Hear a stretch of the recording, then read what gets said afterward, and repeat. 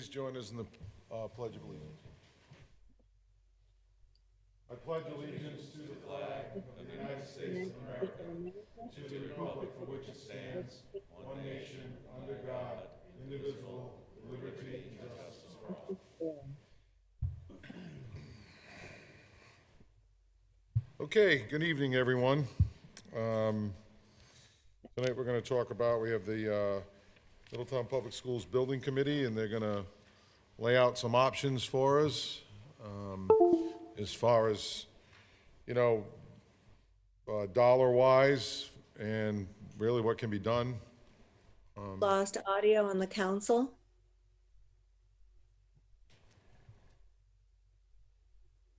Can you hear us, Terry? I heard you just then, yes. Okay. Okay. So, Sean, I don't know if you want to start off, or Charlie, you want to start off? How do you want to do this? It's really the meeting with the building committee. Just thought I'd take an opportunity to put you on the spot. And I No, I'm appreciate just kidding. that. So, yeah, Charlie, so if you could go through the options of, or what you want to present to us this Yeah. evening, and it's a lot to consume, I'm sure. Correct. So go through the options, and, you know, I would just hope that maybe we just hold off on the questions until the end, when he finishes his presentation. And if you want to make notes of questions that you have, that'd be great. Otherwise, we probably won't get through it, or we'll get off track, and that's real easy to do. Okay. So, Charlie Roberts. Yeah, thank you. Appreciate everyone's time tonight as we come together here to discuss some very important items. Real briefly, I just want to go over, you know, what our meeting objectives are, why we wanted to have this workshop today with both members of the town council and the school committee.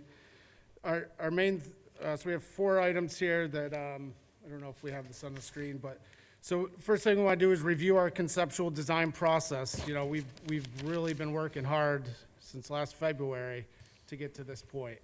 The second thing we want to do is we've gone through many options, and we want to present to you what our recommendation is for our school district. We want to also get your input. We want the town input, town council input, school committee input into this process, even more so. And then at the end of this, we'd like to come up with some general concurrence here to really see which direction. We have to give our architects and our team some direction here on which way we want to go. So we really want to open this up to discussion more than anything after we present to you. One of the things I wanted to start with, though, first is, you know, since we started the building committee, one of the first things we did was come up with a mission statement. And I want to read that for you right now. So this is the mission statement of the Middletown Public Schools Building Committee. To ensure all Middletown school facilities are healthy, safe, sustainable, resilient, support our educational programs, and foster a learning environment that allows our students and staff to achieve excellence.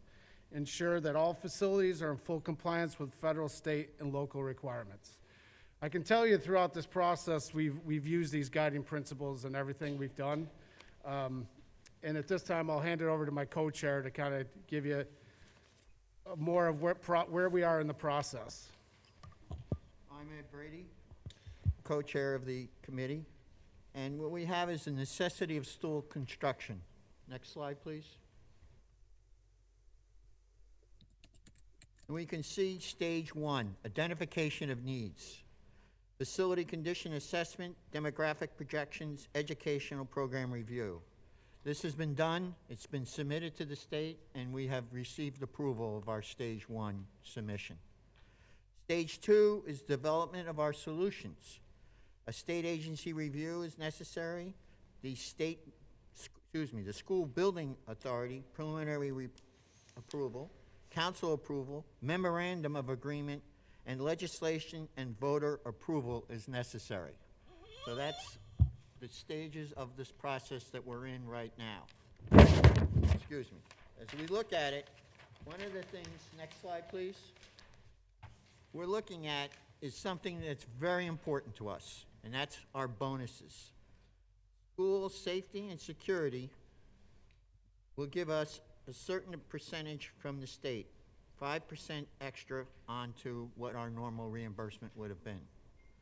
But then also we have temporary bonuses, such as health and safety, educational enhancements, replacement, which really we're not looking for at this point, newer and fewer, which doesn't apply to us, but more important to us is also increased utilization. Tonight we have with us Senator De Palma, because one of the problems that we face is the fact that in order to qualify for these bonuses that I've just mentioned, the temporary bonuses, we would have to have a general contractor on contract by December of this year. Our problem would be, based on that timeline, the voters will not be voting on this until November of this year. So that's kind of an impossible task in order to design a project and put it out to bid and get a contractor on board. So Senator De Palma is going to give us an update on extending this program for the temporary bonuses for one more year, which would make it December 2023. So, Senator De Palma?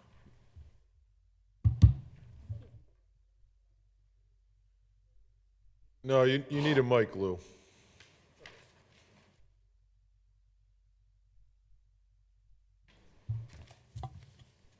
So I was asked to come speak about the temporary bonus, the 5% that Ed mentioned. It's good to see Ed again. We worked at Raytheon for a bunch of years together, and a couple of the buildings Ed was involved in building, one's been torn down and one was sold. So we got to catch up a little bit on that. But the 5% right now, as he indicates, expires this year unless construction has to start this year. Several towns, I think towns and cities, 10 of them, have passed resolutions in support of extending that 5%, so that construction would have to start by December of next year, which would fit your time window. 10 of the 39 cities and towns have supported this resolution. Can I guarantee right now that it's going to pass? No, I can't. Do I believe it has a good probability? Yes, given the numbers of cities and towns that have expressed interest and have already passed resolutions in support of that. Couple factors in this. The governor will have a budget coming out 2 weeks, the 20th of January. We'll see what the governor has in the budget. Putting that aside for a second, legislation will be submitted, and it's two changes that basically says in 2022, make it 2023. So that legislation will be submitted in addition to what the governor puts in the budget, or whatever the governor doesn't put in the budget. Hopefully he will, given that this has been a request that many cities and towns already had. For all intents and purposes, the budget's done. The governor, I think, finishes it at the end of the year, whoever she or he is, and it's being cleaned up now. So we'll see what comes out in 2 weeks. I can get back to Mr. President and the chair of the school committees somewhere. Oh, down the end with the mascot. I'll get back to you, both of you, with regards to where things stand and the move forward. I am having conversations with the chair of the Finance Committee. I serve as first vice chair of the Senate Finance Committee. I'm sure I'll have conversations with the House as well. And the chair of the House Finance Committee is from Newport, who represents Middletown as well. So that's where it stands. I'll end where I started. Can I guarantee today it's going to happen? I can't. If I could do it myself, I would. Given what's transpired with the pandemic and what other people have looked at and are trying to look at, and the need for this, I think it has a good probability. One other piece, the Treasurer Magaziner, has put forward his plan with regards to school and school construction, really talking about the major pieces he's looking at. He really hasn't talked about, in detail, what the details are about continuing the bonuses for school construction. I think they're in there. Haven't seen the details yet to that level. Really, he's talked about STEAM, he's talked about career and tech ed, supporting minority business enterprises for construction, macro level kinds of things. I don't want to say this is at the micro level, but this is a little down level, further into some of the details that we might expect to see moving forward. So I have not had a conversation with the treasurer about his thoughts either. But the real key things are, what does the governor put in the budget? And getting the General Assembly to say, yes, this is the right thing to do, and getting support from the 10 or 11 cities and towns, plus the School Superintendents Association, that have come forward and support this. That's where we are. Are you staying for the whole presentation? Yes. Okay, because we'll hold the questions till then. Good. Okay.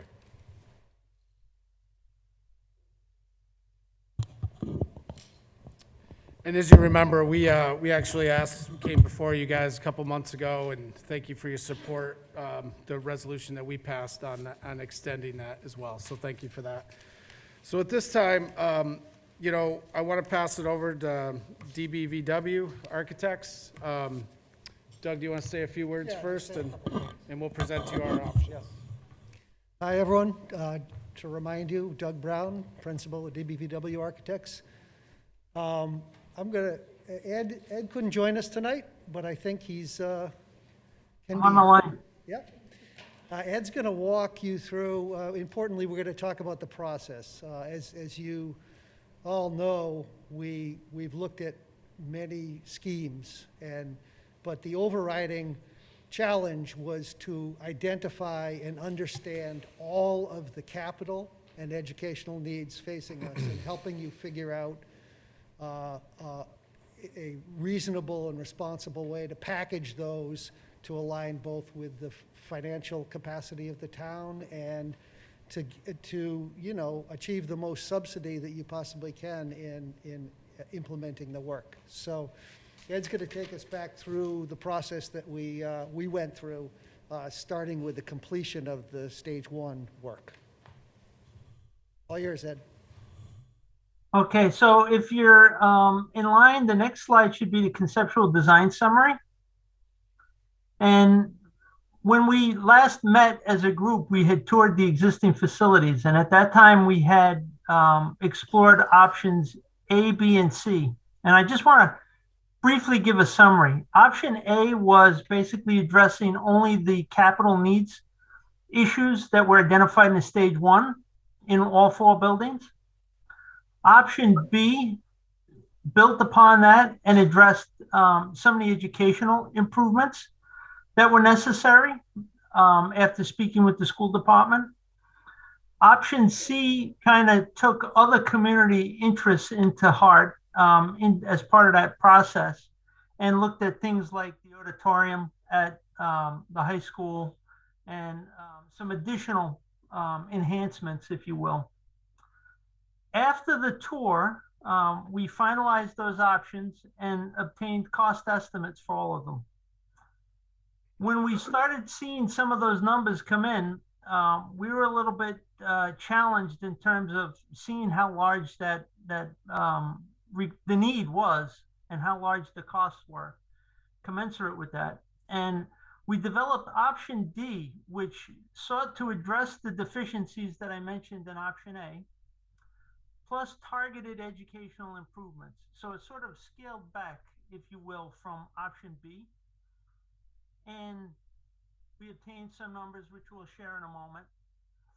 And then we started discussing with the building committee in particular, where the town's capacity would be for an eventual, let's call it first phase of this program. And that's where option E came from. As part of those discussions, 90 million was the maximum targeted amount that was identified for a total project.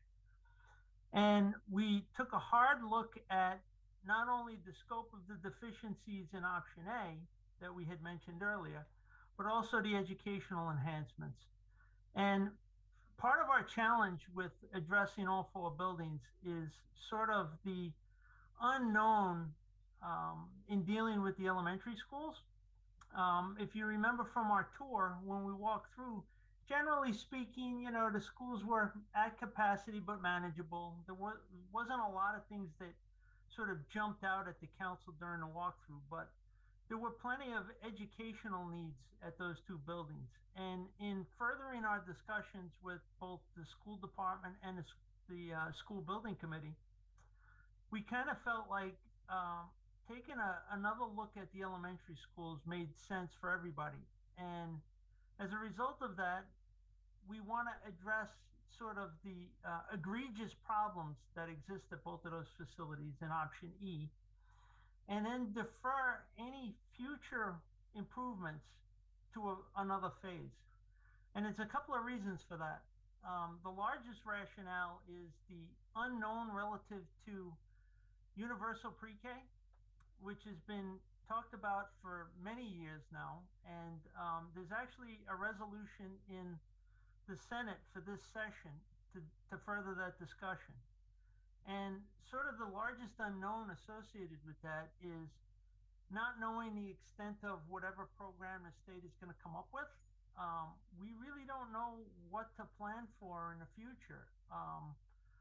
You could be looking at as little as, 2 classrooms filled with kids now versus 16 if it goes to fruition. And it's almost an impossible thing to say with certainty now that 5 years from now you're going to need X.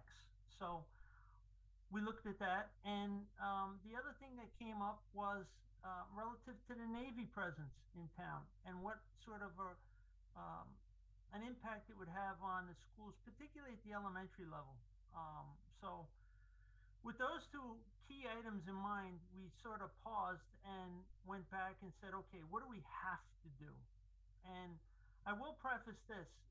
Not only did we address the items in option A at the middle school and the high school to sort of target the investment so that at the end of the day, you're not dealing with a Band-Aid solution. You're dealing with more of a holistic approach that deals with the major issues in both of those two buildings. And then further study and time really are necessary to discover the true extent of what the elementary schools need. And I'll get into that a little bit more in the presentation, but I just wanted to give that high level approach. Next slide.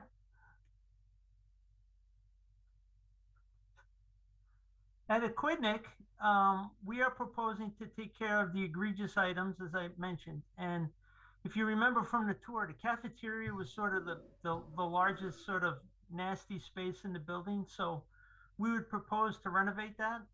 And in order to take care of the moisture problems on the inside, we really need to repoint the outside of that gym and cafeteria, seal up the windows, and then fix all of the flaking paint on the inside, replace the ceiling, put all new light fixtures in there, and make it more of a student acceptable space. The other thing that we pointed out, if you remember from the tour, was the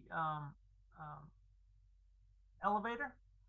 And in doing some further research on that, we've actually discovered that since they were compliant back when they were constructed in 1994, we're not under any obligation to go and replace them wholesale, but we do have to address the mechanics and the safety issues relative to those gates, which we would address in this option E. We would also provide accessibility to the existing stage, provide an accessible route to the existing playground, and take care of the replacement of the unit ventilators. There's 14 in the original 1955 wing and the 1954 wing. And sort of defer any other large investment until it's really clear what the town needs relative to this facility. The other, excuse me one second.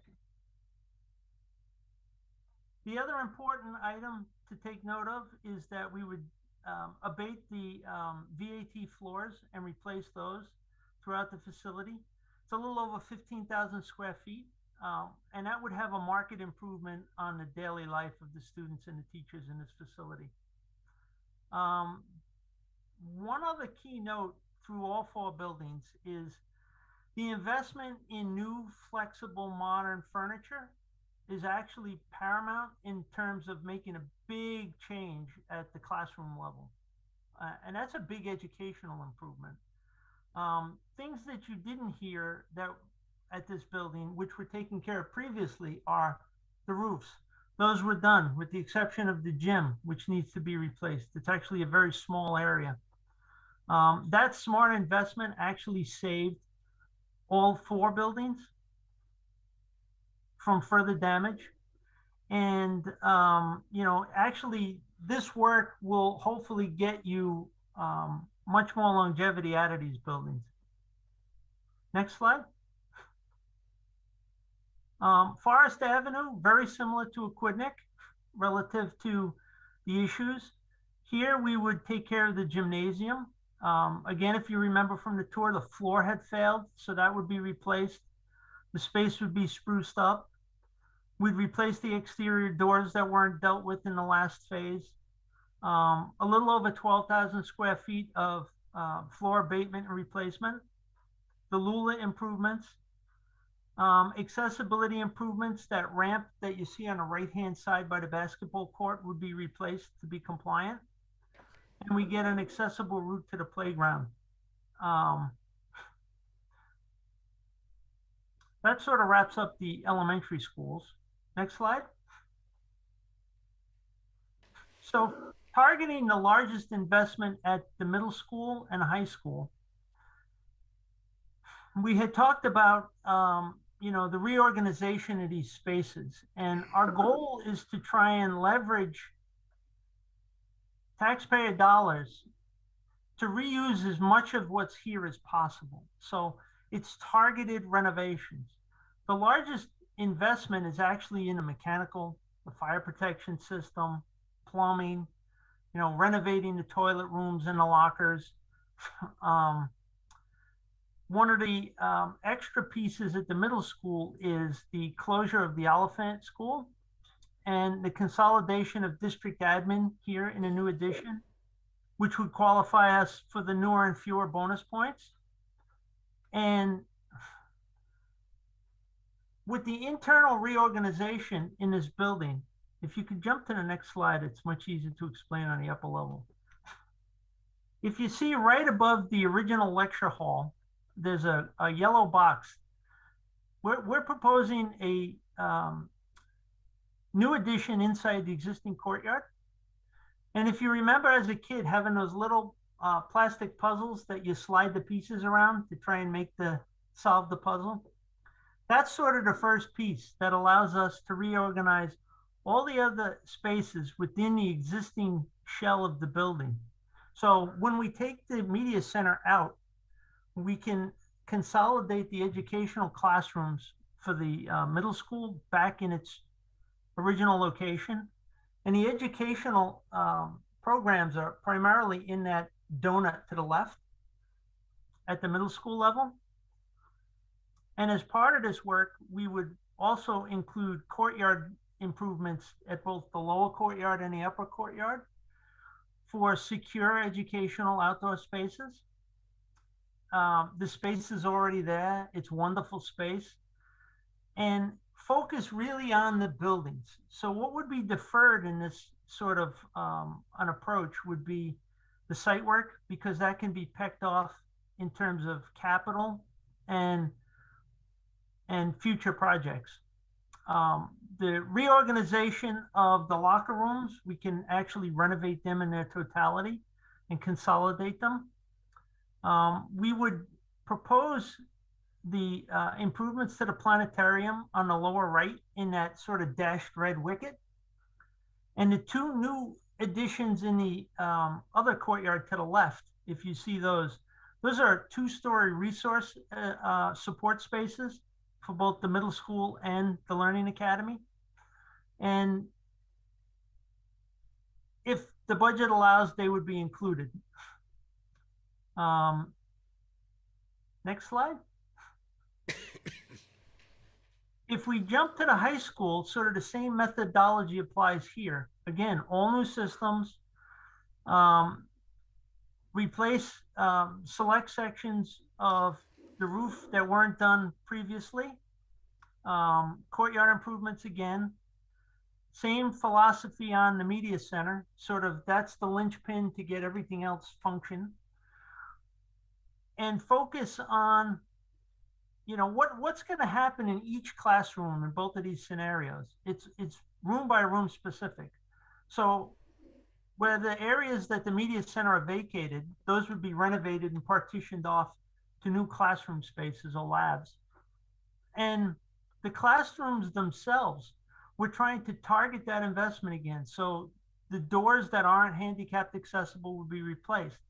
But since each classroom has two doors, we only need to do one. We would put the new sprinkler system, upgrade the mechanical. At the perimeter of the high school, the replacement of the curtain wall wasn't done previously because of budgetary constraints. That would be done in its totality all the way around. And if you jump to the next slide, I think the biggest improvement here is actually the 6 green squares that you see there. Brand new modern science labs, the creation of the pre-engineering vocational tech program to the left on the plan, with the idea that in the future, if expansion is necessary, there's room on the existing practice field to the left of the plan to extend the building. And the creation of the new computer science labs to the right side of the plan where the current media center is, and repurposing the science labs, sort of the 2 more modern science labs, to support the biomed VOTech program. And then that, if you remember from the tour, that very steep lecture hall that's currently just to the left of where those biomed classrooms are, we would propose filling that in to give it a more flexible, multi-purpose small group seminar lab that could be used by the entire school. So at the end of the day, the idea is that the middle school and the high school are predominantly addressed with their needs, both capital and educational at this stage of the game. And what would be deferred again is site work beyond what's necessary to support this work. Go to the next slide. This is what you're really all interested in, the numbers. So as I said, we had done conceptual design cost estimates for each one of these. And keep in mind that these numbers look very finite, and they're based on a very well-developed narrative, a scope of work, the colored plans that we've been looking at now, and it's still at 30,000 feet. So this doesn't have the level of detail that we will have at the end of schematic design, but I think from an order of magnitude standpoint, this gives you an idea where we're at. So A, which is basically just fix what you got and don't address any educational needs, netted out to be a little over 102 million. Option B, which had much more educational needs, was 162. C, which was sort of the, the complete package that the auditorium, as I spoke of before, was over 184. And then we stopped and we said, all right, let's take this back to reality. And D, which dealt with all 4 buildings, was 130. E, which is the targeted option that I just walked everybody through, is is 90 million. And if I could just explain how those numbers are derived, the top portion of that matrix shows the estimated direct trade cost. That's what the work for construction would cost in today's dollars. The bottom number escalates that and includes markups for escalation to the start of construction, which the estimator has assumed at almost 13%. 10% overhead and profit for the contractor, and 12.5% general conditions. In addition to that, we have the need to do temporary classrooms. And in the first 4 options, A through D, we had assumed that the town would purchase the classrooms to set up at the middle school and the high school. And in E, we've scaled that back to include only rental.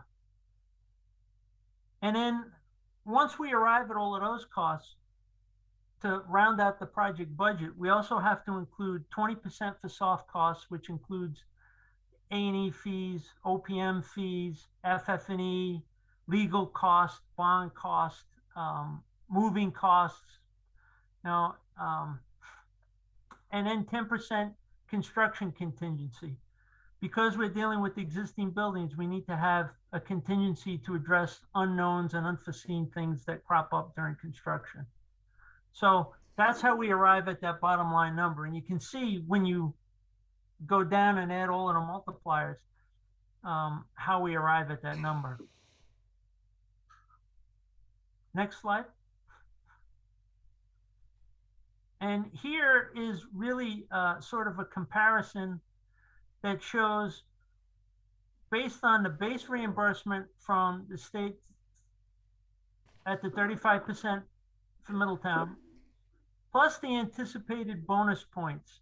And you can see that because E qualifies for a lot more bonus points, you can see on the right-hand side of that column, it's almost $10.5 million worth of bonus point savings on the 90 million. And you can see that bottom column is the adjusted overall cost after reimbursement from the state, which includes the base reimbursement and the bonuses. And it's kind of a difficult menu to follow, but I'm going to keep it simple, and I'm sure we're going to have the opportunity to answer all of your questions.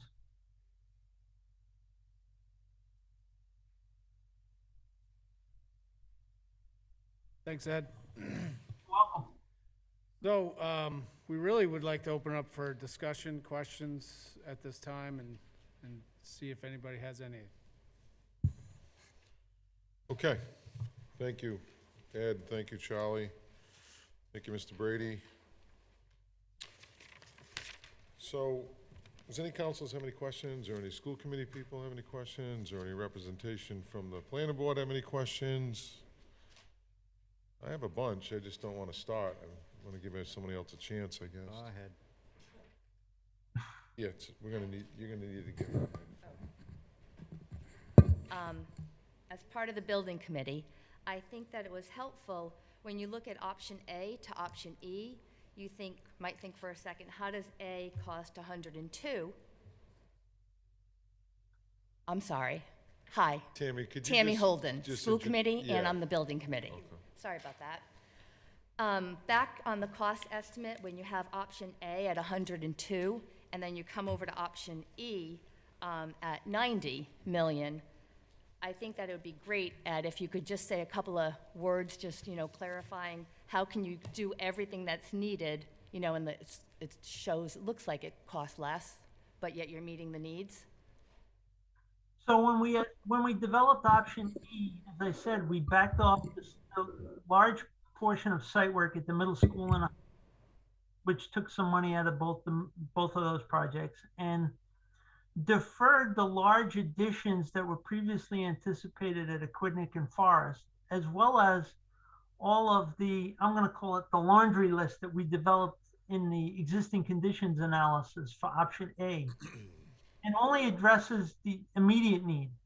So there were things that were struck off that list in working with the school department, and in terms of planning what could be done on the capital side over the next 5 to 10 years, what could be done and just deferred to future. As I said, that unanswered question about the elementary school pre-K is sort of the overriding concern that we have.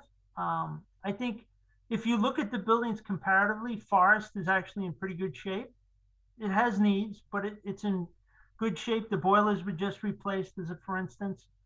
Aquidneck, on the other hand, is a little tougher.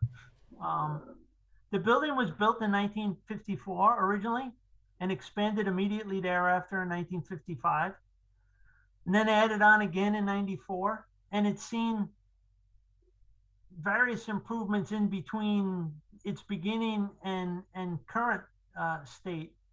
So it's been monkeying around with quite a bit. It's a little bit of a head scratcher to figure out how to address all those needs. And without going back and forth and confusing people, option B had proposed some additions. If you remember, when we were at the walkthrough, we presented them, like new gym additions, new classroom additions to properly deal with kindergarten at Aquidneck, for instance.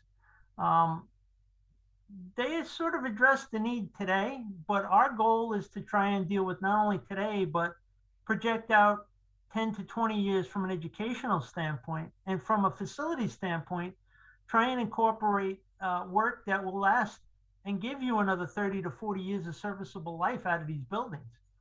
I think the goal in terms of the middle school and the high school, collectively, whether it's the building committee, the school committee, the council, is to try and maximize the longevity of your investment, right? So trying to say definitively that, yes, we'll get another 30 years out of it. And in the case of the high school, you're dealing with a building that was built in 1960. Getting another 30 to 40 years out of it makes that a 100-year building.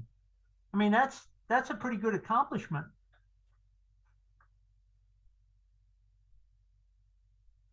Okay. City councilors, or anyone else have any questions? I have a few questions.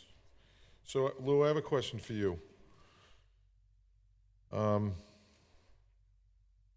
Why wouldn't the extension get approved if cities and towns are asking for it? I mean, that would baffle me as somebody having an axe to grind because somebody's asking for an extension. Great question. I can't imagine there would be a reason why anybody would vote against. Okay. Especially when, like I said, I have 3 resolutions already, hard copy. There are 7 or 8 more plus the superintendent's association that are asking for it. Okay. So the only thing I would add is if the state doesn't have the money, if the state sees the amount of the request coming in, they won't have enough money to fund the bonus. So that would be the one reason I think you would see the state not endorse the change to the legislation. Sean, that was perfect timing because that's my next question for Lou. Is how and when do we know? I guess from the plan, showing the plan to RIDE, I think RIDE is the one that approves, yeah, this will qualify for the bonus if you do this. Are we there yet? With No. RIDE? No. Okay. So we don't know, these numbers are assuming that those bonuses would be approved. Yeah, I think that's a great point, Paul. I think that, Could you just talk into that a little more, sorry, please? excuse me. The reviewing the proposed plan with RIDE, as we've mentioned the first time we talked, is a critically important part of this. However, we want to have confidence that the plan that's discussed and proposed is the one the town intends to move forward with. Certainly based on our understanding of the bonus points and concurrence with Colliers, who also does, these projects Yeah. with many municipalities, we feel like we certainly qualify with the bonus points that we're applying to this matrix currently. Okay. So it's hard to make a decision not knowing whether, if I'm going to make a decision of dollars of this magnitude, I want 100% assurance that, one, it's going to be funded, and 2, the bonuses are approved. We're kind of doing it backwards. And maybe that's the way the state does business, but that's not how I think we should do business. I think we should, if I'm making the decision of, hey, yeah, I'm not going to be the sole, if the council says put it out to the voters, and it's out to the voters. But we want to make sure that before we do that we have the assurance that not only the bonuses are approved, and that, as what Sean said as well, that they can fund that, because that's the other thing.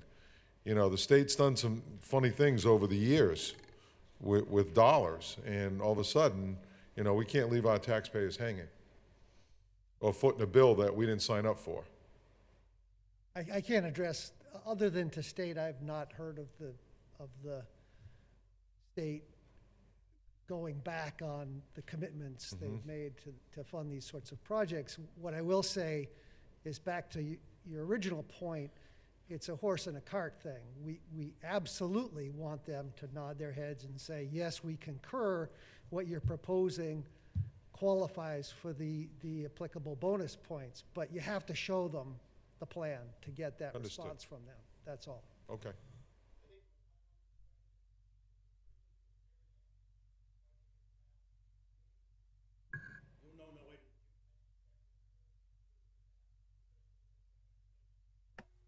We cannot hear Lou at all.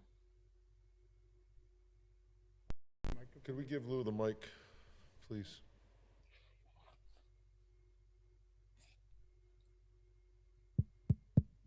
There you go.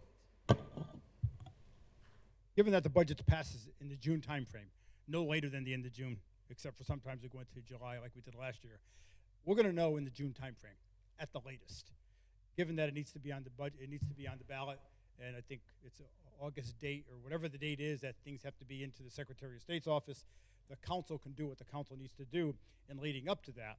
But I think from a timeline perspective, it should fit the timeline. But obviously, it's also a timeline of the school committee and the school building meeting with the folks from RIDE about the bonuses and what the newer and fewer and health and safety and all those applying or not applying. Okay. Thank you, Lou.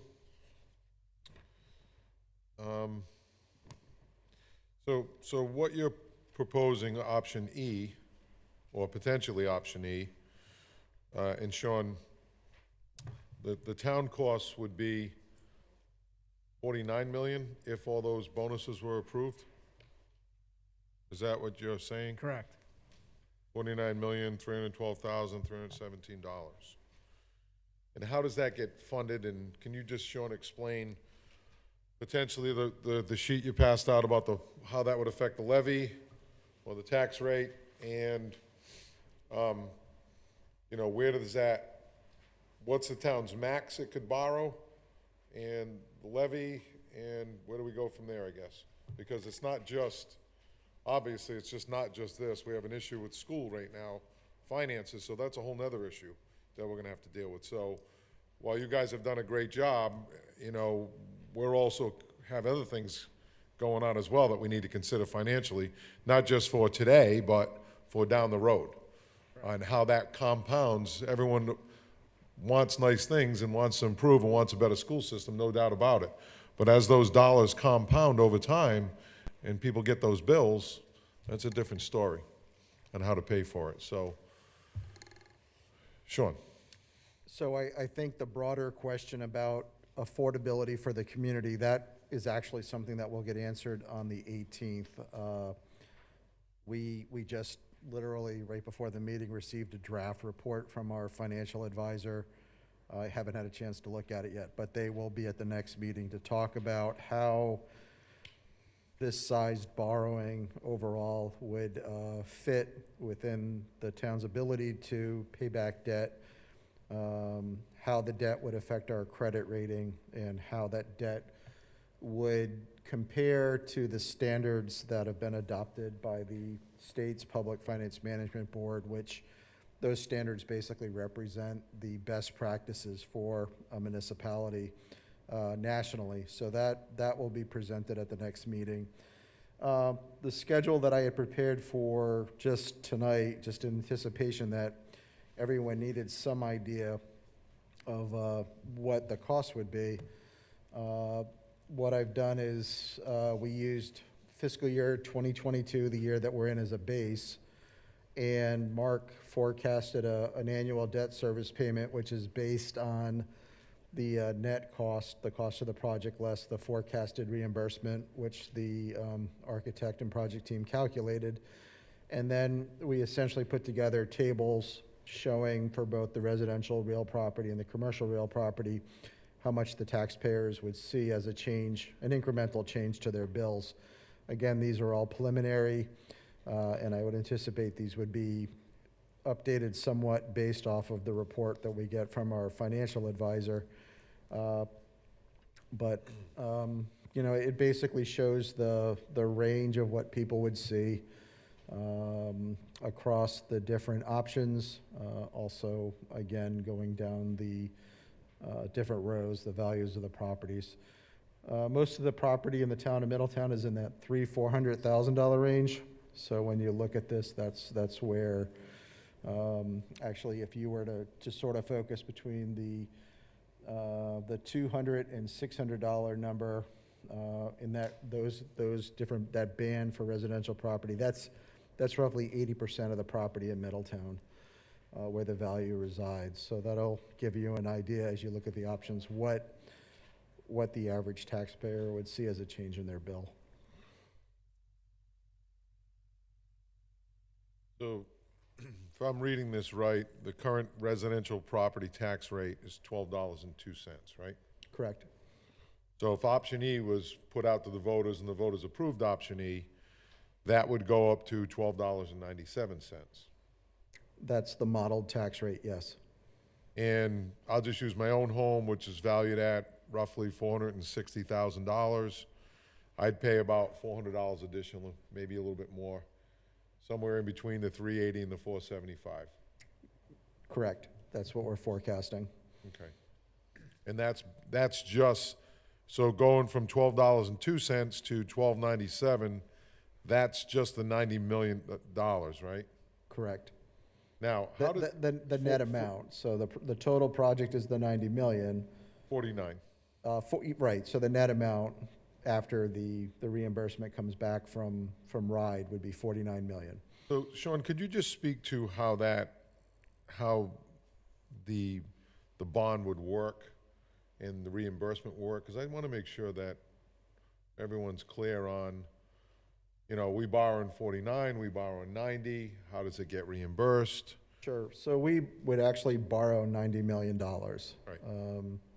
And that would be, go through, there's a state agency that Mark would have the acronym for that we actually borrow the money through. And once the school committee, town council, you know, basically there would be an agreement between the town and the state to get reimbursed for the project.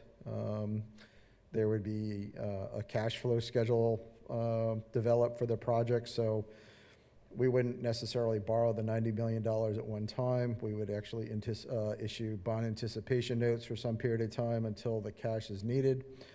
And then probably after about 2 years, we would go most likely out for a competitive bid to issue the debt. And we would work with our financial advisor to do that. They would be 20-year bonds, and we would need to override the 4% cap on the tax rate. We would have to go to the Auditor General Municipal Affairs to exceed the 4% cap in order to raise the money necessary to pay for the debt service.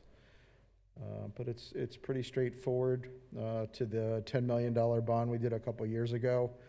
The only difference would be the amount that we're borrowing. Yep. Is the 20-year bond, is that just standard, or could it be 30 to reduce the impact potentially on the taxpayer, or is financially that doesn't make sense? For a project like this, the 20 years is the standard. It is. Basically, what Moody's would want to see is a quick retirement of the principal. This size bond would sort of be at the margins of our ability to borrow, so they would want to see that principal, you know, reduced as quickly as possible. What are our margins to borrow? That will be presented on the 18th. Okay, Yep. okay. Does anybody have any questions? Mrs. Santos. My question is addressed to Mr. De Palma. How many cities and towns are looking for money? State. So right now, we have resolutions, I believe, from 10 cities and towns looking to have that percentage, the 5%, extended another year. For projects to start, they're supposed to start this year, to have them extended 1 year until the end of 23. So Thank you. 10 out of the 39, 10 or 11 out of the 39. Thank you.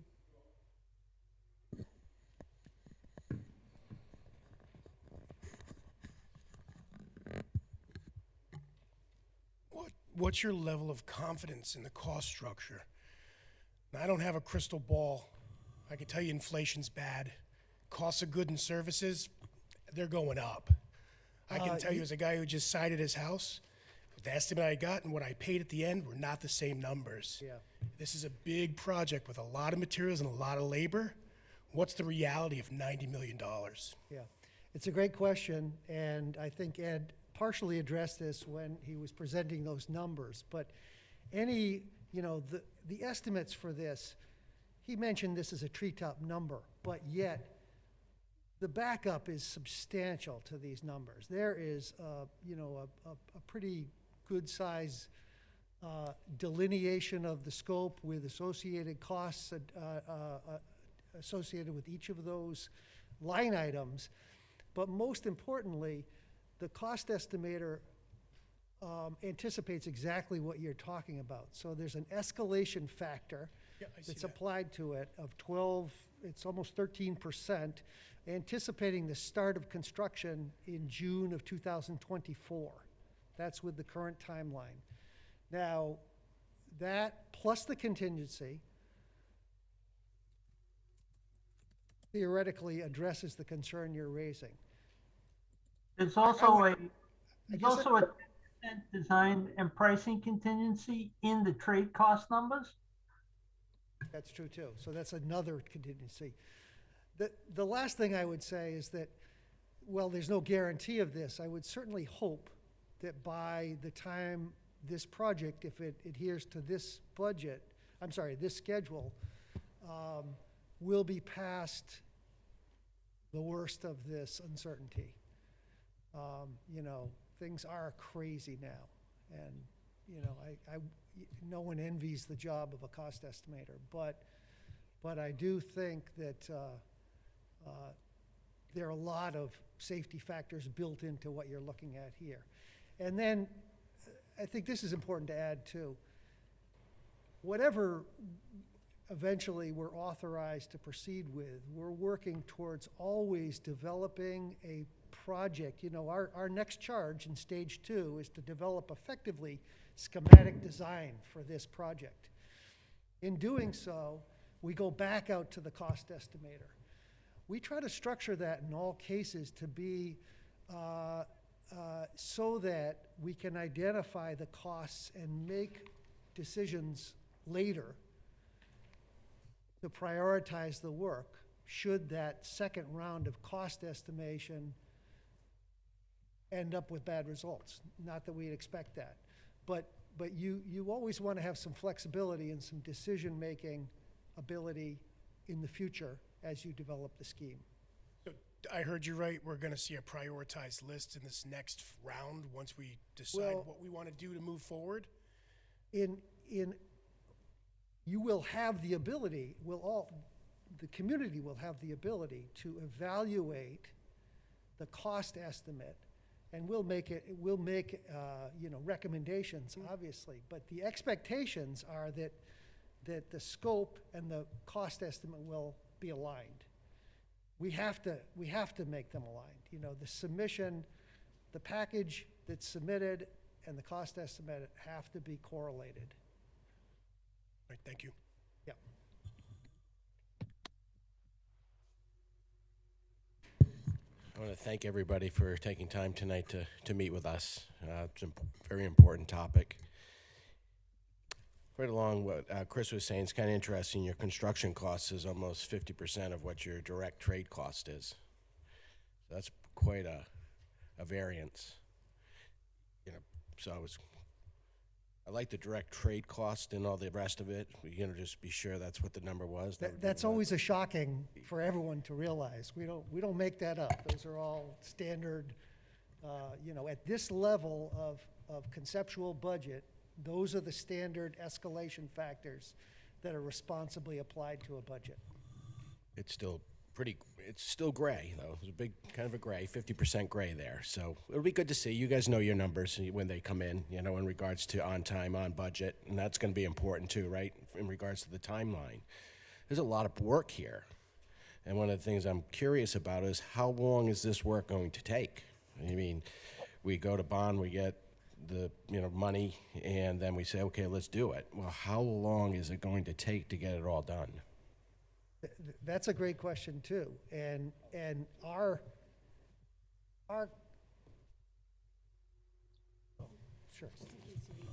Oh, sorry.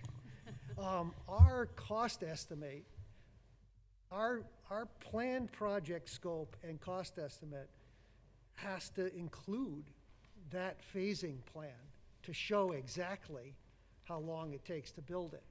Because of course, that's an important part of the cost of construction.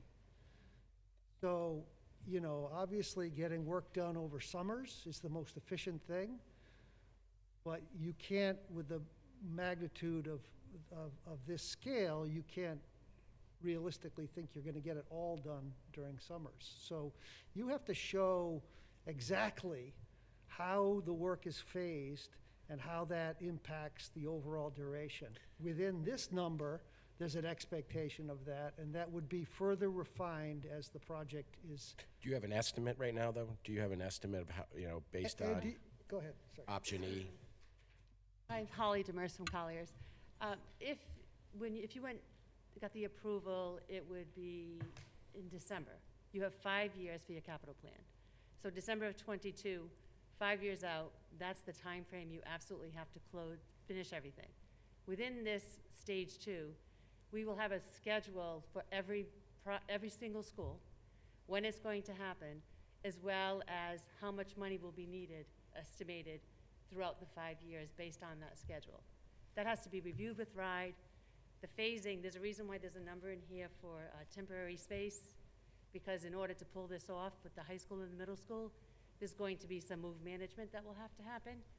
But that's basically how that works. It's 5 years from the time you sign the MOA to when everything has to be substantially complete. So Okay. Does that answer? Yes, I mean, we're looking to borrow money, and some of that money's not going to get used for 4 years as we Exactly. build through this, right? So what will happen is, I think Mr. Brown mentioned, we'll be estimating exactly how much money will be spent based on the schedule that we work with. And RIDE is all over it, because phasing is difficult. It's something that has to be a well-oiled machine. There's children being taught. So you can't do that as it's coming. We have to have a plan in place from the very beginning. It's actually, if I could add something, it's actually one of the most effective strategies to keep the cost of the project down. And so I gave, I think, the last time we talked, the example of Smithfield, a project that we completed not too long ago. On that project, we figured out how to reduce the construction period by creatively phasing it in a shorter amount of time. And that alone saved a substantial amount of money. So initially, when submitted to the state, the project had a 3-year duration, and we were able to figure out how to phase it so that it could be completed in 2 years, and that cost savings was substantial. So Okay. that's always a priority as the project gets developed. Project management is very, very important. I do it in my career as well. So let me just ask one more question. That answered my question for now. Thank you. One of the things they talked about was the longevity of our investment. I said it a couple times. Kind of curious. What do you say? You said 20, 30 years. So do you folks feel that, I mean, is there going to be another ask after this for more? In other words, we're going to do this, and then you come back and say, well, we need more educational stuff, and we need more of this that gets us more up to the, 162 million. Is there another ask after this? And if we do go with option E, what can we count on in regards to the lifetime, life cycle of the buildings? Well, so that's a tricky question. I think the logic of prioritizing the middle school and the high school was that since so much of the expenditure is targeted towards simply addressing the capital needs that are the result of the age of those buildings, major infrastructure, windows, building envelope, things like that. I think if we didn't think the bones of those schools were sufficiently good to make that investment, we wouldn't be recommending this direction, but we do. And so to answer your question, I think that with that investment, with addressing those things that, are, I mean, it's just like anything you own, you always have to replace. You want to keep a house forever, you have to replace the roof, you have to repaint it, you have to, there's just things you have to do. And it's the stuff that's hidden or the stuff that is code deficiencies as a result of the age of the building that are really, the hardest to see. But if you if you address those things, there's no reason to think that those schools can't have that 30 or 40-year additional life, and it's worth the investment. Quidneck Elementary School, I think, out of all of the schools in the system, is the one that is probably the most questionable in terms of the value of what's sitting there and the condition of the school. And that's one of the reasons that from a priority standpoint, when we recognize that the overall capital needs and educational needs within the community was not likely to be addressed in one fell swoop, given the extent of it, that it was easier to prioritize that school based on what you're starting with there and what the likely needs in the future will be for that school. And Ed addressed the potential of pre-K and the impact of demographic changes within the community if there's a different population shift as a result of Navy housing. But most importantly, the condition of that school and the age of that school to begin with.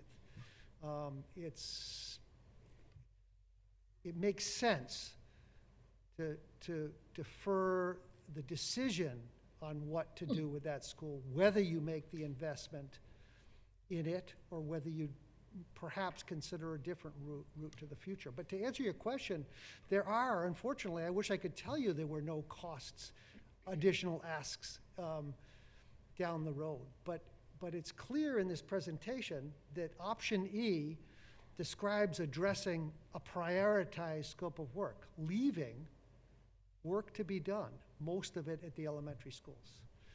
And the other part of it, of course, is the balance between operational costs and how much an operational budget every year can address. And going through this with facilities, you know, we've talked about this to some extent. And how to budget that work in the future is a challenging thing because there's so many moving parts. Another important thing to mention, I think, is the efficiency of doing projects as large as possible. And the reason I say that, obviously, is that there's an economy of scale. And simply this process that we're going through now, you're all seeing how involved it is to create one of these applications and the expense, in fact, which is one of the reasons why it's so important that the town that we settle on a scheme that the town can all get behind, so that there's a highest chance to pass a referendum. And we don't want to present something that's outside of the town's ability. We want something that makes the most sense, that the town can gain the most subsidy in financing. But there is a substantial need, which is what we tried to illustrate through this exercise. Okay, thank you.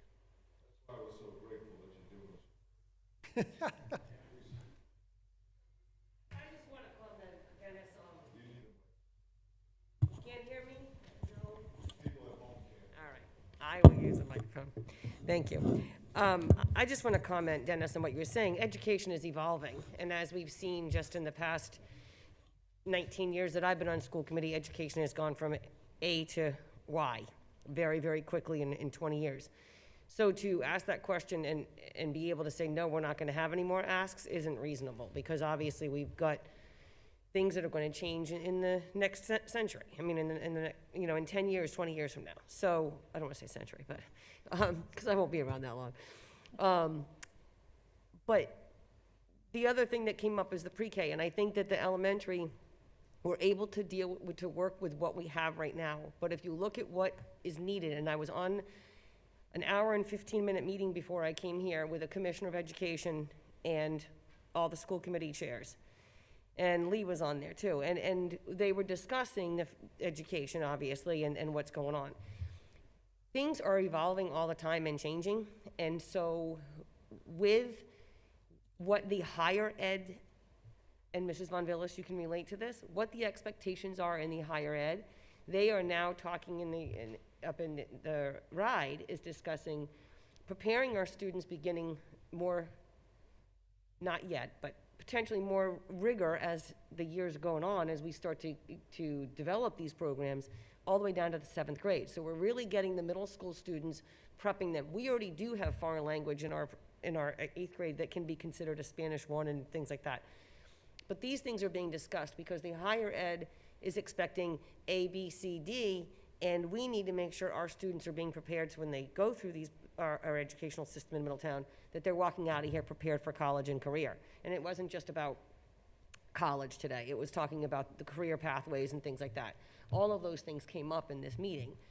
And so the timing was impeccable because I want to be able to share that with you of these things are coming in the future. We don't know when. Universal pre-K has been discussed a long time now of what's going to happen with that. We are going to have to address that when the time comes. It could be 5 years from now, it could be 10. So that's the difficult. I understand that. I'm work technology all the time, and we've got to have a plan going forward. I was just curious if there's going to be another $50 million ask once we get this approved. I understand it's going to change, but I'm just curious, is there another $50 million ask, another bond in the near future after this, when this gets put through? I don't know about the near future. I can't answer that, but I can say that if we are going to have universal pre-K, and the conditions that were just discussed in our elementary schools, I mean, they're not going to last forever if we don't invest in them at some point in the future. But right now, I think the priority is the middle school and the high school, because that's where we have to increase that educational and health and safety of really getting the environment in a higher level place and the educational programs. So when you look at the labs and you look at those kinds of things that are being proposed in here, those are necessities for our educational system. But again, you know, a clinic school is an older building. We've talked about a clinic for a long time. So eventually, yes, I'm sure we're gonna, I hate that even coming out of my mouth is killing me, but at some point, I'm sure we're gonna have to come back and discuss our elementary schools in the next 10 years. Oh, I know. wasn't talking 10 years. I'm talking another 2 years from now. Is there going to be another $50 million bond coming out saying, hey, here we are now. Now the state wants us to put an educational program together that we need to have, you know, going out the door. I mean, a lot of this, what we're doing today is actually something that was started by the state, right, in regards to this program, and asking communities to put together a committee like yourselves to look at our infrastructure and incenting us to say, hey, we'll give you some of that money back if you do it, which is great, right? Gives us an opportunity to fix our infrastructure. Kind of disappointed it's at where it's at. So who would be managing this? Like, who would be managing this project? Say they go out to bid, we go out to bond, they pass it. Where does the town control the dollars? Who controls the dollars? The role of the OPM is to make sure that every dollar is managed, literally every dollar, the schedule and the quality. The general ledger can be run through the town with the OPM, that's fine. Sometimes it's the school department, but that's something that we could work out the details. So all of it is, you know, we keep financials that you'll see monthly that show every dollar spent. So it's a very controlled process. And then at the end of each project, then there are certain documents that have to go to RIDE where you're claiming the credits and the bonuses. So you were questioning earlier about the different bonus points and how they're established, and the scopes of work that is being defined here, those are pretty typical. Health and safety, you know, there's nothing that's complicated as far as those 3 bonus points. It's pretty straightforward. As far as the newer and fewer, I have called RIDE specifically about Elephant and the intent, and that absolutely qualifies for that. And the educational enhancement, it actually doesn't, you know, the educational enhancements is, if you went to RIDE with just health and safety, they will say to us, what are you doing? Like, you can get, it's so easy to get educational enhancement bonus points because, you know, it doesn't take that much to do that. So none of the bonus points that this particular program is qualified for, they're easy to get. It's when you get the decreased utilization and all of those that where it gets a little bit more complicated, and the proving it on the back end is more complicated, but that's not the case for Middletown. Okay, thank you. I had some very similar questions for our team last week. You know, I asked the professionals here, build a new school, what's the life expectancy of that? 50 years. You know, our schools are all over 50 years right now. We're in a tough position. It's like the bridges in our state. I mean, that's what I keep comparing it to, because they're all built at the same time, have not really had a lot of capital improvements to any of them. And so I think, you know, what our approach to this now is we think we can get at least 30, 40 years out of the middle school, high school with these improvements, you know, but that's almost 100 years out of a building that's only designed for 50. Yeah. So, but again, brand new school right now is life expectancy of 50 years. So we've exceeded that in all of our schools right now. So when I'm looking at some of the improvements that you're making, I'm specifically talking about the high school. Are they replacing the windows there or no? Yes. Okay, because I don't specifically see that unless you're calling it something else. Probably in the curtain wall. It's the window panel and then the panel underneath it, it's all one What's it called? curtain wall. Oh, You know, the big blue and we're wall supposed to and- know that. Well, that's why we're here. It's like the Wizard of Oz behind the curtain, right? The curtain wall. Okay. Because I was looking at this and I said, well, maybe they're just giving us an overview of the improvements. And I know that, so do those windows, do they have to meet the hurricane specs? How do we get that changed? It goes from $1 million to $5 million for, I mean, no one's gonna be there in a hurricane, folks. Yeah, but Paul, one So thing I I'll just say to that, don't Paul. understand the burden they put on the cities and towns for that stuff. Yeah. It's wrong. It's And no, it's the state building code and. oh, there's the answer. Charlie's right. It's not, it's to protect the asset of the building.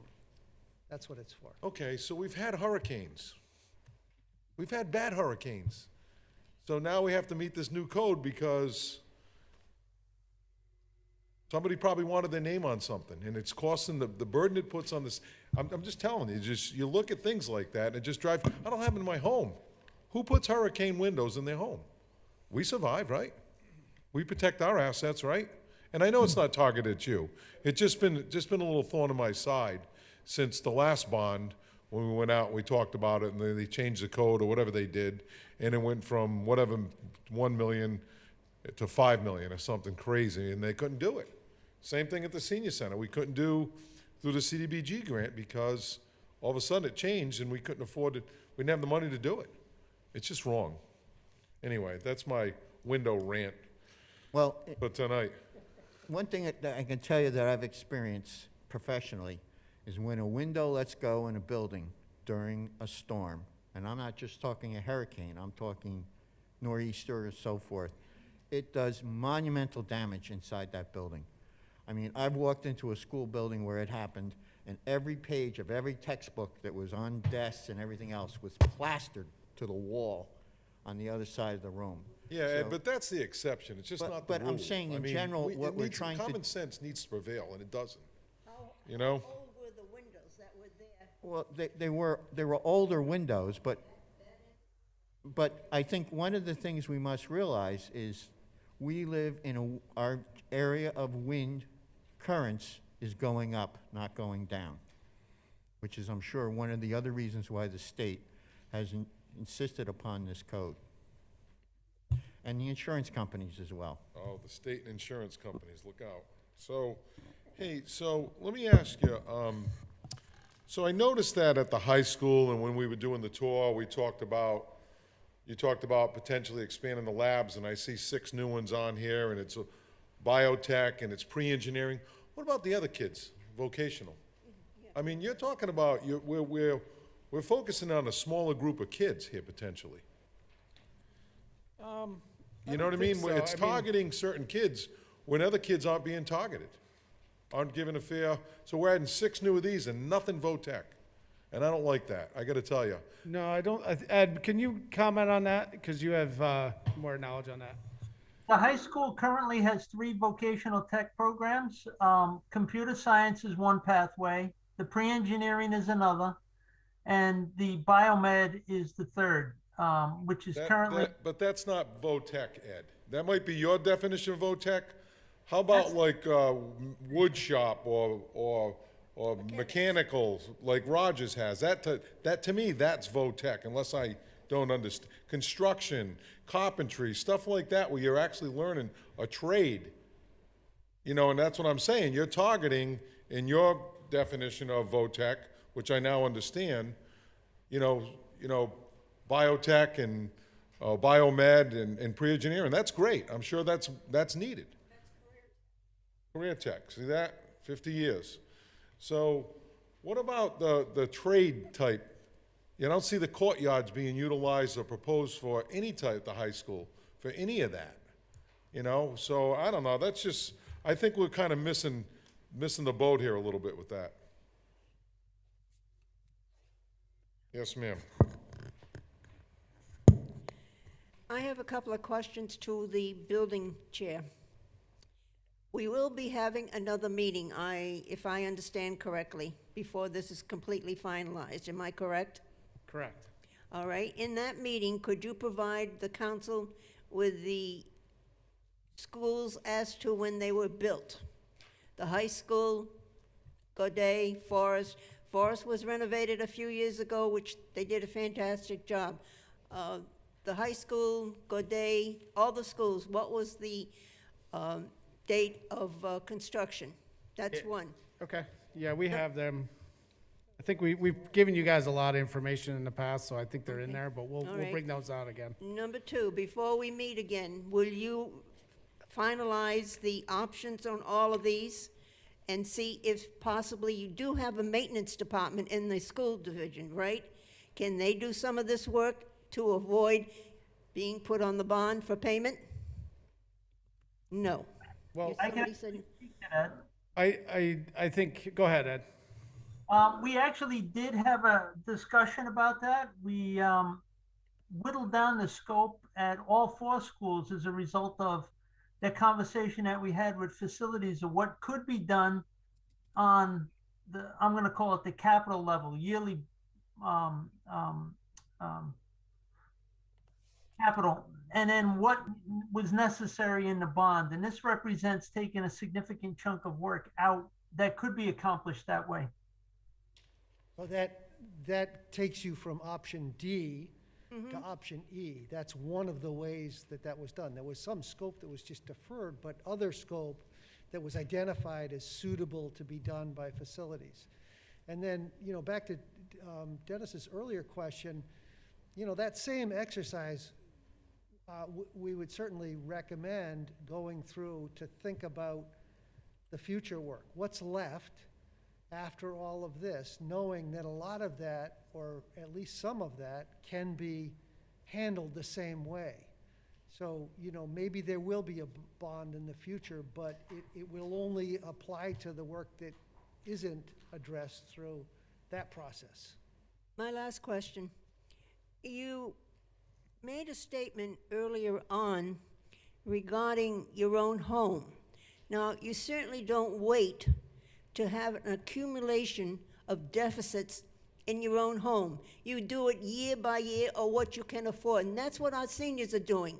They're doing a little bit at a time to keep their home up to snuff. So this is accumulation of a whole bunch of mess that you're throwing at the taxpayers, which could have been done little by little by little, instead of hitting us seniors with I want to use a word, but I won't, a mud ball that it's going to devastate many of our seniors who are living alone and having a hard time to get this. That's all. Mr. President, I have a question. Yes, Mrs. Flynn. Oh, thank you. I have a couple of quick questions. One simple question: is the equipment at the high school that is down in the basement, is that being replaced in option E? That's a yes. Okay. On to take off or to expand on Councilor Santos's list of when the schools were built, I found it interesting as you were talking about years of additions or renovations, if that could be just put on a summary sheet, I think that would be helpful as well, if you don't mind. Third request, we got a deficiency list back in September, and I'm wondering if you could take that list for council and highlight what items on the list that the option E will address and what items on the list are going to be done internally. Is that possible? Yes. That's a yes. Thank you.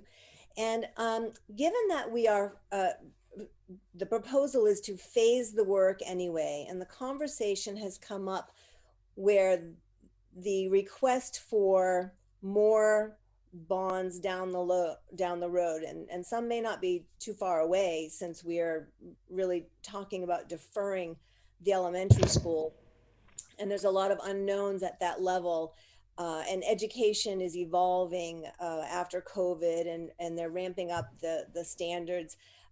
I just want to know what the conversation of the committee was, similar to when you have a car and you repair it, and there's that line where, oops, it was better to simply replace it than to continue repairing. And I'd just like to know what that conversation was, and why, with all of these repairs, and knowing that more are coming, that maybe we're not talking about simply starting new and having a new building, a new school. I think that's one of the reasons why we got to option E. We really looked at that when it came to a Quidnick school. You know, our plan here, we have been putting Band-Aids on these schools since they were built. We really have not done that many significant capital improvements. The $10 million that we spent on the schools saved the schools, in our opinion.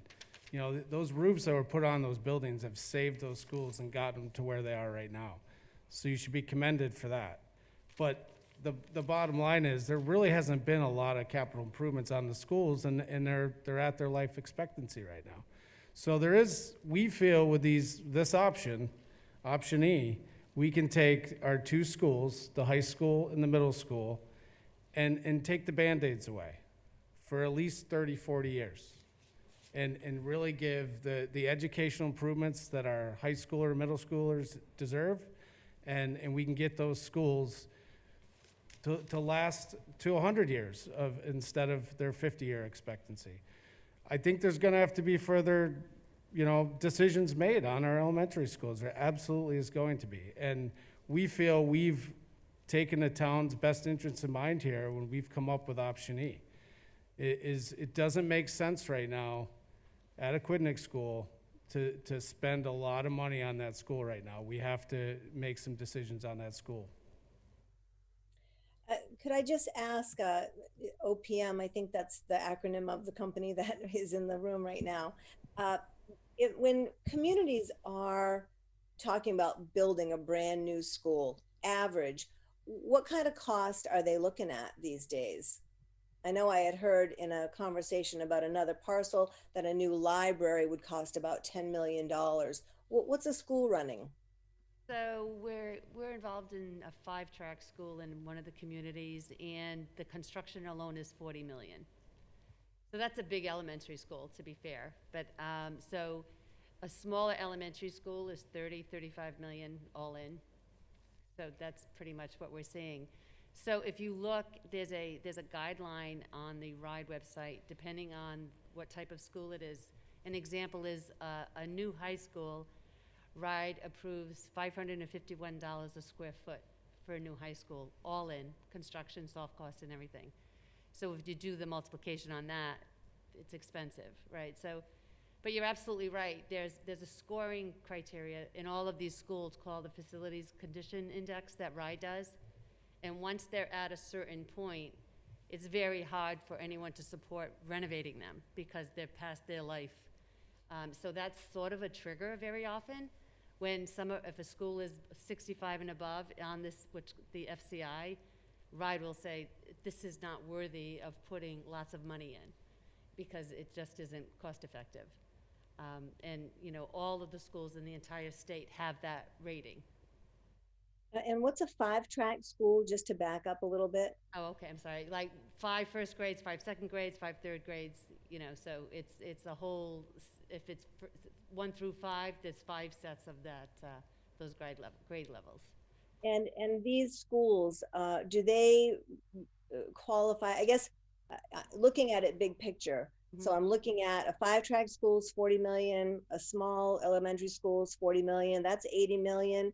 Do they get the same reimbursement ish that, you know, we're going to go out, we've got a 90 million, we may end up paying 50, you know, the town, the taxpayer. Would those same numbers work and we could get, you know, 2 brand new schools? 2 brand new what level schools? You know, generically, I have no idea. I'm just Oh, trying in to general, yeah, so put comparative typically, numbers. okay, no, I get you. So if, you know, when I say 40 million, that's construction alone, then you add 30% on top of that. So right now, there's a project happening, it's a $50 million, $46 million elementary school, $48 million. There's another one that's 58 million, and those are elementary schools, right? So the high schools are going 200 million, 220 right now. That's just where they're landing. Thank you. It, That's it what I gets need. even more expensive than that, because if you build a new school, you're gonna build it using all of the space criteria that the RIDE standards would establish. So a good example of that was when we showed you the cost estimates of if you replaced a gym at an elementary school, for example. The size of that gym was not necessarily what we recommended, but it was what RIDE said, this is how big a gym should be at an elementary school. And so the cost of that, you know, is obviously higher. So if you replaced your middle school or your high school, the new school would be bigger, and you'd be paying that cost per square foot on a bigger school. You know, our plan, our educational enhancements, and we said this is our objective from the beginning, is at all cases where we could, is to work within what you have. You know, repurposing spaces, taking a wall down, making one space larger. And Ed alluded to this in his presentation, that it's 7 o'clock.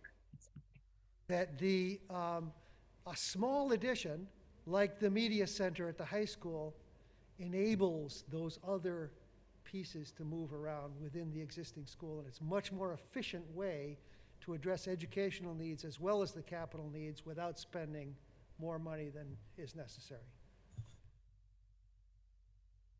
Thank you. Could you have those reports that I asked for the 18th? Yes.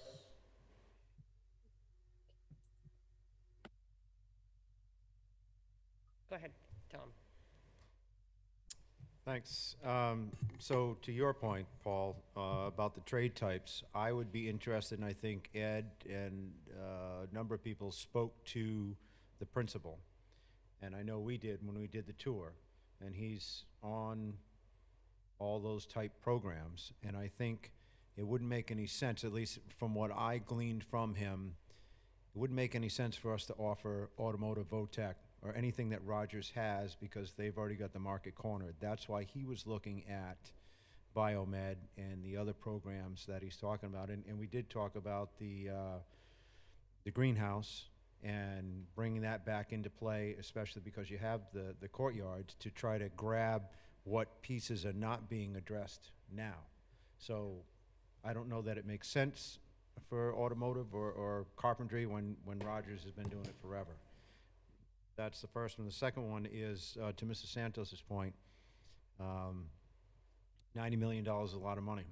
But unfortunately, $90 million doesn't cover everything that is listed in the deficiencies in all the schools. And as you've heard, it's, you know, focused at the Gaudet and high school and not so much the elementaries. And I think the reason that we're here, and you talk about your own house and painting and whatever else you do on annual maintenance, is because that wasn't done. And part of that not being done was because money wasn't being spent along the way. So we got here because we didn't put the money in before. So now we got a big nut right now, and And as Terry asked, there's a list of items that are not going to be addressed that are going to cost more money when we do get to them, and they have to be identified. So this is hard to swallow at the moment, but the longer you wait, the worse it gets. Thank you. Thank you. I have to agree, Tom. And it's not that money hasn't been put into our schools. I know your eyes. So, yes, money has gone into the schools, but it, you know, and I want to go back to that 10 million bond that you brought up, Paul, because you made a very interesting point. I was going to bring this up. We talk about the windows being included in this situation. So when we did the $10 million bond, you were at the table, I was at the table, and the question came up, is this enough? At the time, when those calculations were done, again, they changed the code on the windows, so it was enough based on those calculations at that time, and then things changed over the time period of the bond. So the cost changed. So we are now putting the high school windows into this bond, so we're not using that as, we're not going to use capital improvement money on that. So that's going to be incorporated in this cost, it's in this cost, which is a good way of doing it because it does need to get done anyway. So my whole point of saying anything again is that there's always going to be costs. There's always going to be the future that we have to look at of maintaining properties, whether it's the schools or whether it's town hall or whether it's the facilities departments. If we don't maintain buildings, then they're not going to sustain their life expectancy. And we can even, and if we're doing this, we're expanding our life expectancy of these buildings that would not have been thought of to be able to do. Again, I'm going to mention the universal pre-K. We do not know where that's going to be in 5 or 6 or 7 years from now. We have no idea. Every time we get a new president and new governors, things are talked about and changed. So we don't know. It's not going to come down the pike in a year or two. I know that. But at some point, that's going to be a big topic of discussion. And at some point in the future, it will probably become part of our public school system. But again, some places already have it. Rhode Island's not there. So that's probably several years from now. But I did want to mention that because that is talking about expansion and growing. So, you know, it just depends. Can't say, no, we're never going to ask for another bond again, because that wouldn't be realistic.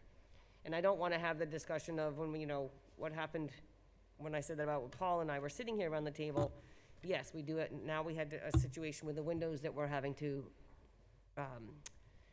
change of how that's all worked out and be able to put it into this bond. So.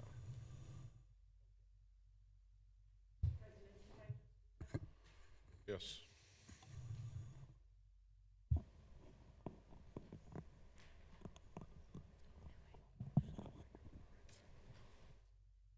Thank you.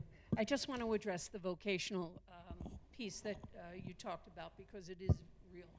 And what Tom said is we don't want to replicate what is going on down at Rogers or our other career techs. But the pendulum swung. We do not have the carpentry anymore. We don't have the machinery. We don't have home economics. So the pendulum swung to another direction. But what we need to do, and we're working with our high school principal and Dr. Von Villis, looking at a course that would bring back the trades in terms of a survey course. So all of our students could be introduced to a survey course that would talk about plumbing, electrical careers, carpentry, that type of thing, and bring that in and write a grant to get those dollars or use some of our ERA or ESSA dollars for that. So it would be an introduction for every student. So I just wanted to build on what you said and build on what Tom has said.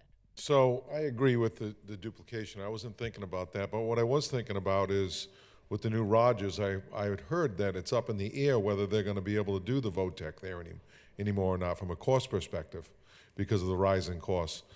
So I just don't, I think, you know, depending upon what happens there, it could be a really good opportunity for Middletown to be the central point where, you know, we could potentially offer those types of things and get ahead of that curve. I don't know, I totally agree with the duplication. If that's the case, then fine, no. But I don't know if you have communication with Colleen Germain or not, but I had heard that that's up in the air based on costs with the new, as they continue to rise. I heard that may be on the chopping block. I haven't heard anything about that. You know, I know there are rising costs, but I haven't heard the elimination of a vocational tech. There's a great deal of funding that goes into the vocational program in terms of the Perkins grant, federal grants, and you know, there's always a need. How many vocational career techs like Davies we have, Charahoe, you know, very great programs for our students. But, you know, doing a survey course, which, you know, I appreciate Dr. Von Villis bringing that to our attention. You know, as I said, the pendulum swung, and that's how we grow in education. Yeah. I mean, I think it's great, and I think that, you know, the biomed or whatever it is and the pre-engineering, that's great. I just think we're missing the boat on, we're just targeting certain careers, and not everybody's meant to do that. And most kids probably won't do that. But the So what are we doing? But the next logical one for us, because we have that resource of the greenhouse, would be an agricultural program, a P-Tech program. I will come teach it for free. You would be great. Great. Mrs. Von Villis. Yes, I would just like to elaborate a little on what the superintendent has been talking about, because I have been meeting with the high school principal in regard to the career tech and so forth. I believe this discussion started because you were concerned about the construction and how it seemed to be aimed at the career programs as opposed to in effect eliminating or the possibility of the kinds of things that promote the trades, which is what the superintendent was talking about. I think the thing to remember is that the career tech programs bring money into the school department because there are schools, the students that come from other schools that come. So I do think that the principal is supporting that kind of expansion in terms of the building, because this is a meeting about the building. It's not a meeting about VOTEC. But at the same time, the course that the superintendent is describing and that I have been discussing with the high school principal, at this point just needs a classroom. However, down the line, there will be further needs. For example, if students become interested in construction on a limited way, not in terms of a career tech program like they have at Rogers, but if students just want to learn the trades so that they can go out and work in the community and so forth, there will be the need to change some of the classrooms to fit that. But we're not talking about construction like we're talking about now in terms of facilities development. We're talking about a little bit of adjustment of classrooms to make it fit the needs. Thank you. Yes, ma'am. Thank you, sir. My question is to Mrs. Krager. Have we looked down the road if by a choice that Newport will no longer have the vocational, what's Middletown going to do for their students? Have we thought about that down the road to the future? So this is the first that I've heard of, that Newport would not house a vocational program. And I will talk to the superintendent tonight or tomorrow to confirm that. But what we need to do, I mean, this would change, if we're going to pick up any of those programs, you know, we have to go back to a drawing board at this point to pick up those programs. But our students could go to Charahoe High School, vocational, or Cranston, or Narragansett has an agricultural program. So then you'd We have wanna do busing. ours. You'd have to bus these students to those locations. Yes, we do. Okay? And pay tuition. Your questions are over.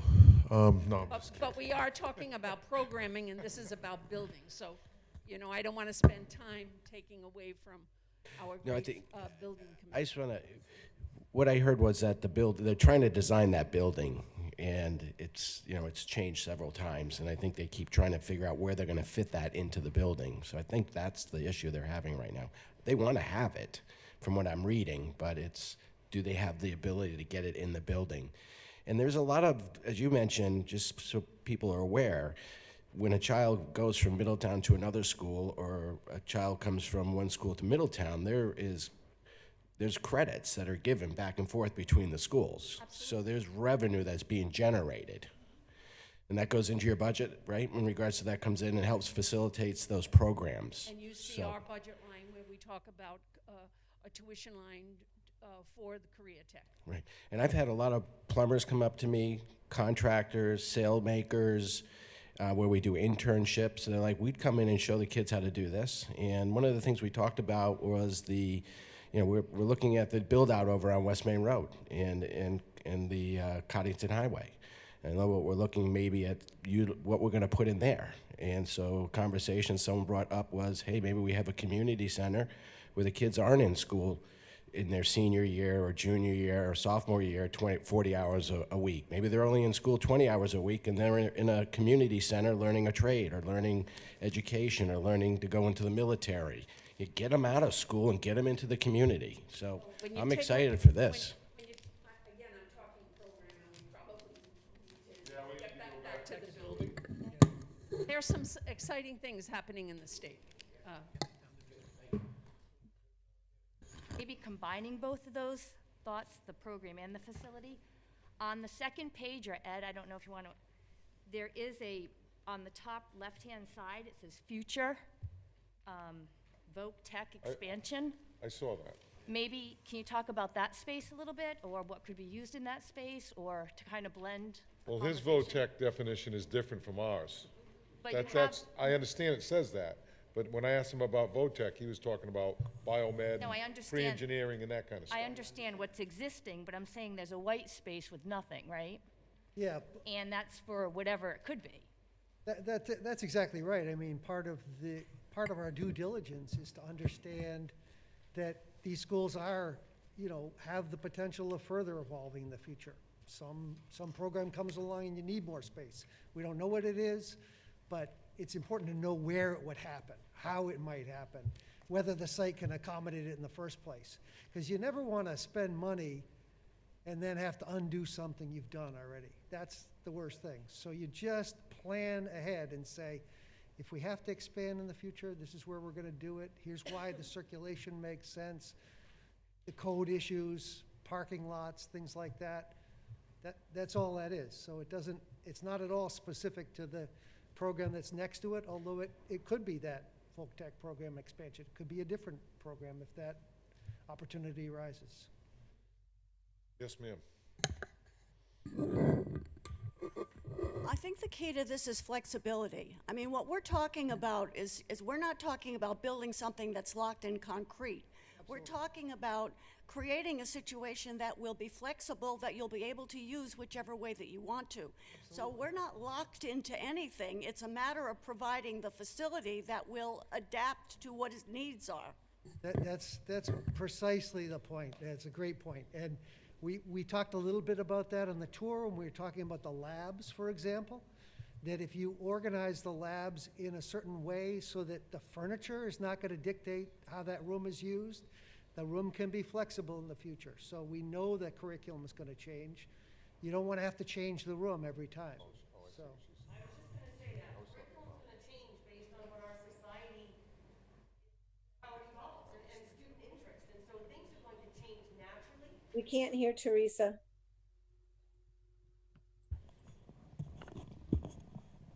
Sorry. Things are going to change naturally. I mean, Paul, you think about you and I went to Middletown High School and Mrs. Von Villas was teaching there at the time. And Bill Nash, things have changed dramatically since we went to high school. I try to forget those days. Yeah, so I know, yeah. But I was a good girl in high school, Paul. But I just, I think it's important to think about that we've been out of high school a long time. Who would have in a million years imagined that we'd have computer labs all over the place? A cell phone didn't exist. We didn't even know what this little device was, and yet we live by this. So in 10 years from now, our whole curriculum could be different. So again, we go back to facilities, we need to create a space. You said it, Tom, I heard you say it, flexible space, where this space is going to be able to be changed based on the growth and development and evolution of Middletown Public Schools curriculum. And what our community and our society of our little community in town, what are those interests gonna be in 10 years from now? We don't know. So I think by developing and creating the space for long-term, to be able to have it changed as the times change will be a big difference. I mean, that's the key factor here. And I also wanted to mention that in this plan, which is really important, I think, is that we would have admin put in there and special ed. So that is a big, giving up Oliphant area, we would then be able to, you're giving up that property, talk about affordable housing, that's a big need right now, and that's been a big discussion of that property on West Main Road, which is ideal location for public transportation and things like that. So this space includes admin and special ed, which they should be in those buildings anyway, because that's a big part of being, within your own environment. So I just wanted to remind everybody that that is an important factor in this space, because I think that moving them and getting them situated and then getting special ed into the buildings is going to be a good thing. So just wanted to mention that. Thank you. Okay. So I guess just to kind of get back on track here, timeline. What's the next step? What are you looking for from us? Because tonight, for me, I mean, unless the other council sees something different, it's a lot to think about. Right. And it's not gonna say, yeah, let's do it. I know he's there, because I already talked to him today about it, but I'm not there, because he's on the committee, and I said, in fairness, you've gone through it. You're probably more comfortable with it than certainly I am, but I can't speak for all my peers. So what's the timeline that we need to look at? Well, we're looking for direction on the option by the 18th, By the 18th, okay. to allow DBVW to then go ahead and go on to the schematic phase. Okay. So that's what we're looking for the Excellent. 18th. Correct. Yep, Correct. Next Tuesday. Well, next Tuesday when we have, I think Martin Luther King is the Monday, the holiday, so we'll meet on the Correct. Tuesday. Does anyone else have any other questions? Is there, anybody that wants to talk?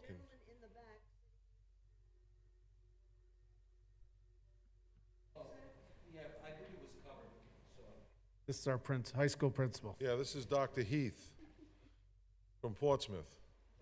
Yeah. This is public, right? Yeah. So Jeff Heath, Middletown High School. I did have my hand up before, but I think, you hear me on this? Yes, there you go. Oh, sorry about that. So, Dr. Von Villis and Mrs. Krager kind of summarized exactly what I was going to say, but I think Ms. Spengler as well. This flexibility of the space with the proposal at the high school, I think is primarily what I'm interested in. To speak to what Mr. Roderick said, not knowing where we're going to go in the next 5 to 10 years or what potentially might happen with Rogers, like you just mentioned, the ability to use those spaces as needed as time goes on, I think that's the primary asset for the proposal forward, at least from the high school level. So whether it be programmatic or otherwise, I think the skeleton, we've talked a lot about that tonight, and having a skeleton that's flexible and versatile is really kind of the primary strength, I think, of the proposal that's been put together from my perspective educationally. So I just wanted to make sure that I got that in and was able to say that. So. Mr. President? Yes, ma'am. I'm wondering if I could ask for the documents that I requested by end of business day Friday so that we could have the weekend to look them over, if that's okay. I know that's a short time frame. Yeah, they're saying they can do it. Yes, we can. Outstanding. I appreciate that. Thank you. Any other questions, comments? Thank you so much. I think it's a lot to chew on, but it's not going away. And whatever we end up doing, I do believe we have to do something. It's just a matter of gaining that comfort level and understanding of it, and really just being able to educate the public on it. I think that's the key part, because it's not about today. We're talking if we can get these schools another, 40 or 50 years, that's monumental. And to Dennis's question, I think we're all on the same page. You just don't know what's coming. Population-wise, you don't know what's gonna happen. You don't know educational-wise what's gonna happen, technology-wise what's gonna happen. But we do know that that building is not in great shape. We know that. So, and, we'll do the best we can with what we have. And I guess that's about it, if nobody else has any other questions. Mr. Welch. I just want to know, so I know we need to know what option on the 18th. So is that purely going to be a motion on, how are we going to get to that at a council meeting? Or I guess what I'm looking at is we pretty much talked about option E. All this work has been kind of drilled it down to, okay, this makes the most sense. I know what you're saying. I would like to know what would have to be put into a Quidnet. What would have to be put into a Quidnet to do what? To be ready for a potential pre-K. Can't hear Paul on Zoom. Well, yeah. What option is that? That's option C. Okay. I think it's just. But I do want to, I want to put a big asterisk on that, because maybe there's something in between, and it goes to the point I made about the gym, right? We are required to cite the deficiencies in the existing building. One of those deficiencies is the undersized gym. So the plan that we showed you showed a new gym of a certain size. Would we think that that would be necessarily sensible to do? Not necessarily. You just took option C right off the table. Right. So that's why I'm not trying to dance around I didn't think it. it would double in cost just because of one school. It's a difficult question to answer is what I'm trying to drive at here. So really what you'd have to do, if you decided that despite its condition, you wanted to commit to investing in that school to give it the same 30 or 40 years of life, there's definitely a way to do it. It's just that you'd have to, we would recommend that you narrow the variables that might impact the decision before you make that decision, like the pre-K, like the demographics. It just doesn't make sense to put the investment in now until those variables have been narrowed, that's all. I had referenced the facilities condition index that RIDE dictates. It'd be interesting to see when they did it in 2015, what that number is now. And if it's close to this 65 magic number where they actually will say it's not worth fixing, or they give you more money because there's bonus points regarding that as well. There's ways to, you really need to find that out, whether or not a level of investment of $20 million into a school that could be replaced at 35 is, so that's the other. I completely agree. To leave the elementary schools out, to this degree is problematic, but we got there because we had to get a cap of some sort of expenditure that was at least possible. So if you tried to do that, you got to take from somewhere in order to keep it at $90 million. And Well, there is always the option of Senator Palmer writing a check, and we won't even have to have this discussion, and that's it. Okay. Any other questions, comments? Thank you so much. We'll have a. You have to come up with what the plan is for, of what you're gonna do on the 18th, so We're gonna digest this. right. And then we'll let you know what we're gonna do on the 18th. Well, We will have an option for you on the 18th. okay, because for the timeline, they need to know on the 18th We- of what's happening, and then, because that has to be submitted to start stage 2. Unless you nodded off, we talked about that about 5 minutes ago. I heard you, I didn't nod Okay. off, I had coffee Just before checking I with you, came. Teresa, that's all. I'm just reiterating, because we're meeting this week to Okay. have our special meeting, so then yours is Okay. next. Mr. President? Yes, ma'am. And I'm I am a little concerned that the committee, the building committee needs to give the architects a direction. And they've focused on January 18th being that sweet date. But I am concerned, looking at the notes very quickly, about that lack of the unknown of what the state will do, whether or not they extend the temporary bonuses. And that could be a big piece. So I think I'd also want to know, what are the repercussions if we go forward and they do decide that they can't afford all 10 communities' proposals and they don't grant the extension? What does that scenario look like for Middletown? Do we have a plan B on how much we're going to do? A scaled down, 90 million to 75 million, and we have to pay, so we keep the cost to the taxpayer to 49 million. We don't get as much because they didn't give us those bonuses. I can say, if you look at the second to the last page, it shows you the reimbursement at the base amount of 35 cents on the dollar.